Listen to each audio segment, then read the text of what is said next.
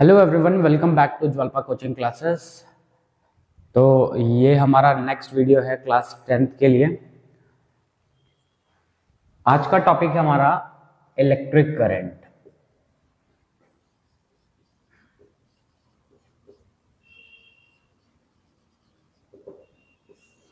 Electric current, ठीक है। देखो, इलेक्ट्रिक करंट क्या होता है। अगर हम इलेक्ट्रिक करंट को डिफाइन करें तो इलेक्ट्रिक करंट को सिंपली डिफाइन करते हैं rate of flow of charge. Rate of flow of charge या फिर number of charge charge flowing through a conductor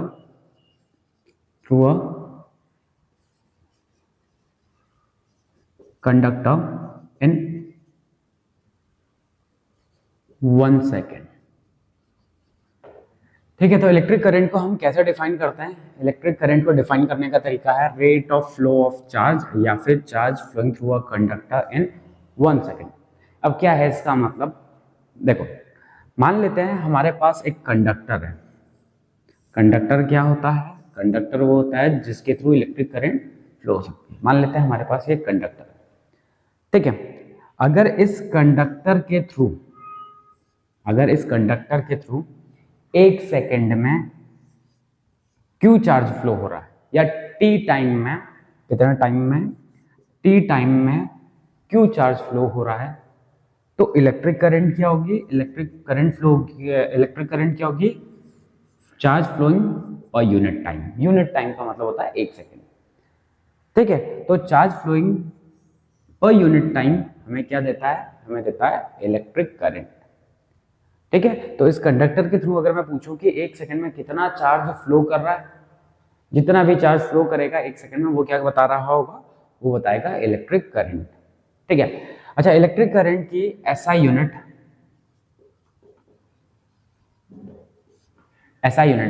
क्या होती है? देखो, चार्ज की एसआई यूनिट क्या होती है? कूलम। टाइम की एसआई यूनिट क्या होती है? सेकंड। तो क्या होता है? कूलम पर सेकंड, या फिर इसे हम एम्पियर भी बोलते हैं। क्या बोलते हैं? एम्पियर, ठीक है। तो चार्ज की एसआई यूनिट क्या होती है? कूलम पर सेकंड या फिर एम्पियर। अब देखो क्या है, इसे हटा देता हूं। करंट के पास मैग्नीट्यूड भी है और डायरेक्शन भी होता है। करंट के पास दोनों चीजें हैं, मैग्नीट्यूड भी है और डायरेक्शन भी है, मगर करंट वेक्टर क्वांटिटी नहीं है, ठीक है। क्या है? Current have magnitude as well as direction,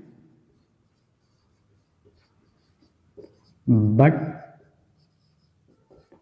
it is not a vector quantity, ठीक है। करंट के पास मैग्नीट्यूड भी है, डायरेक्शन भी है, लेकिन करंट वेक्टर क्वांटिटी नहीं होती है, ठीक है। जनरली बच्चे इसको वेक्टर क्वांटिटी लिख देते हैं क्योंकि करंट का डायरेक्शन भी है कि भैया इस साइड से इस तरफ फ्लो कर रही है। करंट के पास कुछ मैग्नीट्यूड भी है, लेकिन बच्चे लिख देते हैं उसे कि वेक्टर क्वांटिटी है, लेकिन जबकि वेक्टर क्वांटिटी नहीं होती है। अब करंट वेक्टर क्वांटिटी क्यों नहीं है, इसको समझते हैं, ठीक है। मान लेते हैं हमारे पास ये 2 वायर्स हैं, इसमें है 3 एम्पेयर की करंट, इसमें है 4 एम्पेयर की करंट, ठीक है। इस करंट का मैग्नीट्यूड कितना है? 3, और उसका डायरेक्शन कैसा है? ऐसा। इस करंट का मैग्नीट्यूड कितना है? 4 है, और इसका डायरेक्शन कैसा है? ऐसा। ये दोनों जुड़ी, और यहाँ पे देखा हमने, इस वाले पे एक एमीटर लगाया है। क्या लगाया?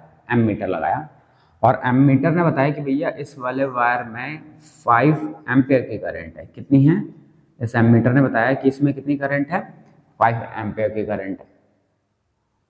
ठीक है। अच्छा ये 5 एम्पियर आया, सॉरी 5 नहीं, सॉरी 7 एम्पियर की करंट है। अच्छा ये 7 एम्पियर आएगा कैसे? 7 एम्पियर आया होगा 3 एम्पियर प्लस 4 एम्पियर। ध्यान से देखते जाइए, 3 एम्पियर प्लस 4 एम्पियर। ठीक है, तो एमीटर ने बताया कि 7 एम्पियर की करंट है। 7 आएगा कैसे? इन दोनों को ऐड करके। ये जो सम है ये कैसा सम है? ये एक एल्जेब्रिक सम है। कैसा सम है? एल्जेब्रिक सम है, या फिर सिंपली हमने नंबर्स को ऐड कर दिया। ठीक है, अगर करंट वेक्टर क्वांटिटी होती, अगर करंट वेक्टर क्वांटिटी होती तो देखो क्या होता। ये वही है 3 एम्पियर का करंट, ये वही है 4 एम्पियर का करंट। मान लेते हैं कि दोनों वायर्स 90 डिग्री पर रखे हुए हैं, मान लेते हैं। ये अगर वेक्टर क्वांटिटी होती तो इन दोनों का जो सम मिलना था वो मिलना था 5 एम्पियर। 5 एम्पियर कैसे मिलता? 5 एम्पियर मिलता बाय वेक्टर सम लॉस। किससे मिलता है? वेक्टर सम लॉ से मिलता है। लेकिन जब हमने यहाँ पे एम मीटर लगाया तो एम मीटर ने बताया कि भैया यहाँ पे 5 एम्पियर की करंट तो है ही नहीं, यहाँ पे 7 एम्पियर की करंट आ रही है। समझ रहे हो? यहाँ पे कैसी करंट आ रही है? 7 एम्पियर की करंट आ रही है, 5 एम्पियर की करंट नहीं है। 5 एम्पियर की करंट नहीं है, इसका मतलब वो वेक्टर सम लॉ को फॉलो नहीं कर रहा है। और अगर वेक्टर सम लॉ को फॉलो नहीं कर रहा तो करंट वेक्टर क्वांटिटी नहीं है। ठीक है, तो देखो क्या है, इलेक्ट्रिक करंट के पास मैग्नीट्यूड भी होता है और डायरेक्शन भी होता है। तब भी इलेक्ट्रिक करंट वेक्टर क्वांटिटी नहीं होती है क्योंकि वो वेक्टर सम लॉ को फॉलो नहीं करता है। ठीक है, तो वेक्टर सम लॉ वैसे आपने 11th क्लास में पढ़ना है, वेक्टर पूरा चैप्टर पढ़ोगे आप वेक्टर, तो वेक्टर सम लॉ ज्यादा बेटर आपको वहीं पे समझ में आएगा। अभी फिलहाल के लिए मैं समझा देता हूं आपको कि अगर ये इसमें 3 एम्पियर की थी, इसमें 4 एम्पियर की करंट थी, तो इसमें 7 एम्पियर की करंट मिली। हमें कैसे पता कि 7 एम्पियर की करंट मिली? हमने एक सिंपली से एमीटर लगा दिया, एमीटर करंट को मेजर करता है।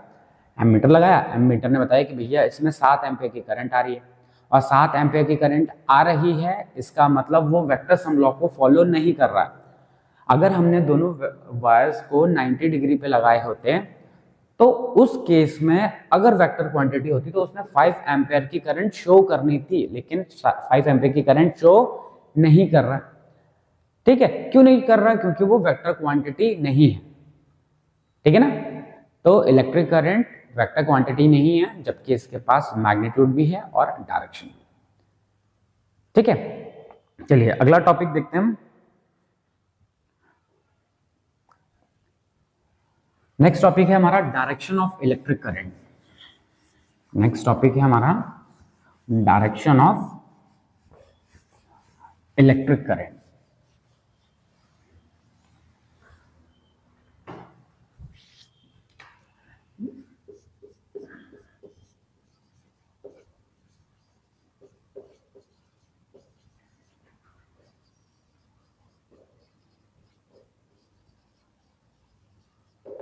Direction of electric current. ठीक है, देखो मान लेते हैं हमारे पास एक कंडक्टर है, ये। ठीक है, कंडक्टर में होते हैं फ्री इलेक्ट्रॉन्स। कंडक्टर में क्या होते हैं? कंडक्टर में फ्री इलेक्ट्रॉन्स। इसको थोड़ा सीधा बना देते हैं। ठीक है, कंडक्टर में होते हैं फ्री इलेक्ट्रॉन्स। फ्री इलेक्ट्रॉन्स जो होंगे वो क्या होंगे? इस तरीके से जिगजैग मोशन कर रहे होंगे। कैसा मोशन कर रहे होंगे? इस तरीके से, मतलब जहां मर्जी हो रही है उस तरफ चले जा रहे हैं। ठीक है, तो जो ये कंडक्टर है इसके अंदर है फ्री इलेक्ट्रॉन्स, और जो फ्री इलेक्ट्रॉन्स हैं वो जिधर मर्जी हो रही है उधर चलते जा रहे हैं। इसको कहते हैं रैंडम मोशन। क्या कहते हैं? Random motion. अच्छा, जो ये मोशन होता है इस मोशन का नाम होता है ब्राउनियन मोशन। Brownian motion. ठीक है, तो जो आपका ये है कंडक्टर, इसमें फ्री इलेक्ट्रॉन्स हैं और फ्री इलेक्ट्रॉन्स रैंडम मोशन कर रहे हैं। ठीक है, हमने क्या किया,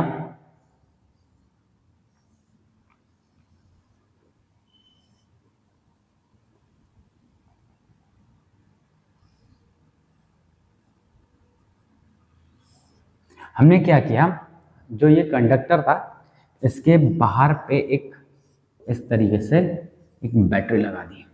ध्यान से देखते जाएंगे। क्या किया हमने, इसके बाहर एक बैटरी लगा दी। थोड़ा डायग्राम बड़ा बना देते हैं।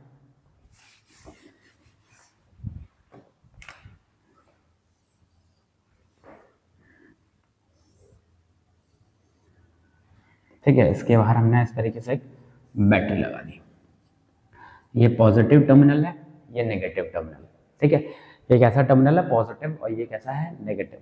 ठीक है, कंडक्टर के अंदर फ्री इलेक्ट्रॉन्स हैं और फ्री इलेक्ट्रॉन्स इस तरीके से जिगजैग मोशन कर रहे हैं। इलेक्ट्रॉन कैसा होता है, इलेक्ट्रॉन नेगेटिवली चार्ज्ड पार्टिकल होता है। कैसा होता है electron, negatively charged particle.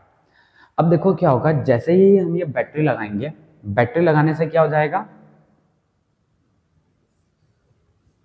Battery लगाने से क्या होगा, ये सारे के सारे जो इलेक्ट्रॉन्स हैं ये सिस्टमैटिक मोशन करने लगेंगे। कैसा मोशन करने लगेंगे, सिस्टमैटिक मोशन करने लगेंगे। ऐसा सारे के सारे इलेक्ट्रॉन्स कैसे थे, नेगेटिवली चार्ज। तो नेगेटिव चार्ज की टेंडेंसी होती है कि वो पॉजिटिव टर्मिनल की तरफ जाती है। क्या होती है, नेगेटिव चार्ज की टेंडेंसी कि वो पॉजिटिव टर्मिनल की तरफ मूव करने लगते हैं। तो ये सारे के सारे जो इलेक्ट्रॉन्स हैं ये सारे के सारे इस तरीके से पॉजिटिव टर्मिनल की तरफ ऐसे सिस्टमैटिक मोशन करने लगते हैं। ये सारे के सारे इस तरीके से सिस्टमैटिक मोशन करते हुए इस पॉजिटिव टर्मिनल की तरफ आने लगेंगे। ठीक है, तो ये सारे के सारे जब इलेक्ट्रॉन्स इस तरीके से सिस्टमैटिक मोशन करते हुए इस तरफ आएंगे तो इनकी वजह से एक करंट बनेगी। क्या बनेगी, इनकी वजह से एक करंट बनेगी, और वो current electronic current, electronic current. ठीक है, देखो जब ये इलेक्ट्रॉन्स यहाँ से इस तरफ आएंगे तो उनकी वजह से एक करंट बनेगी, जिस करंट को हम क्या कहेंगे, इलेक्ट्रॉनिक करंट। अब देखो इलेक्ट्रॉन्स इस साइड से इस साइड आ रहे हैं तो हम मानेंगे कि पॉजिटिव चार्ज यहाँ से यहाँ गया होगा। वैसे तो पॉजिटिव चार्ज मूव नहीं करता है, लेकिन इसको हटा देते हैं पहले।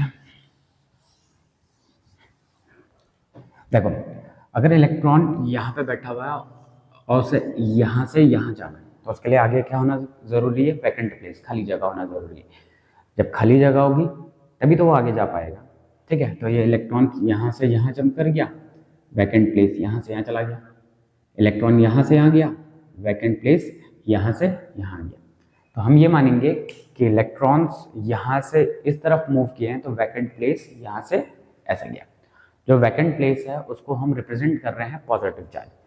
ठीक है, तो हम मानेंगे कि अगर इलेक्ट्रॉन्स यहाँ से इधर आ रहे हैं तो पॉजिटिव चार्ज यहाँ से ऐसे जा रहा है। तो इलेक्ट्रॉन्स सारे के सारे इस तरफ आ रहे थे तो इनके जैसे एक करंट बन रही थी। ये करंट कौन सी है, इलेक्ट्रॉनिक है। इसका मतलब पॉजिटिव चार्ज इधर से इस तरफ जाएगा तो पॉजिटिव चार्ज यहाँ से इस तरफ जाएगा,